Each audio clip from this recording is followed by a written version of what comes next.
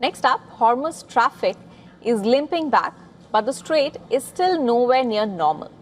Nearly 4 months after the US-Israeli strikes on Iran shut down the world's most important oil choke point, the Strait of Hormuz is technically open. But the numbers tell a messier story. Before February 28th, between 130 and 178 vessels crossed daily, carrying a fifth of the world's oil and LNG. At the blockade's peak, that collapsed by over 80%. Allianz, almost 1,200 ships carrying goods worth $125 billion figure, is the visible wreckage of frozen trade through the strait. The insurer said unprecedented blockade of the Strait of Hormuz raises concerns about the future of global maritime trade. The June 17th US-Iran memorandum briefly changed the picture. Iran agreed to toll-free passage for 60 days. Tanker traffic hit a 2-month high on June 19th, and US CENTCOM reported 55 merchant ships that crossed on June 20th alone. That is a post-war record. But different numbers are being reported by tracking firms.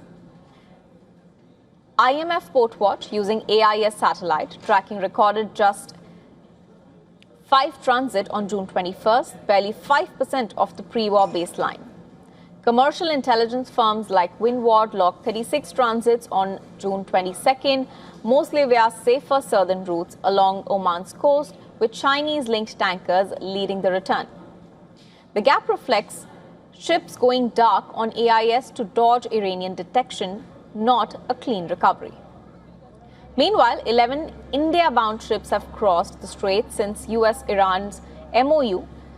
3 carried crude oil, others fertilizer and LPG.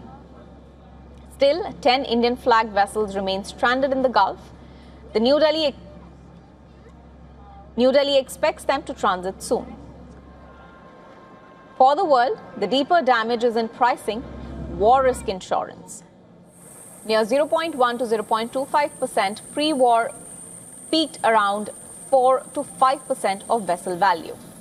That is a roughly 100-fold jump, pricing out mostly operators regardless of physical safety.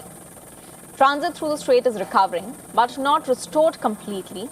Even optimistic tanker executives don't expect a return to 130-plus daily crossings soon, and mines confirmed active in the traffic separation scheme this week mean every number above is still provisional.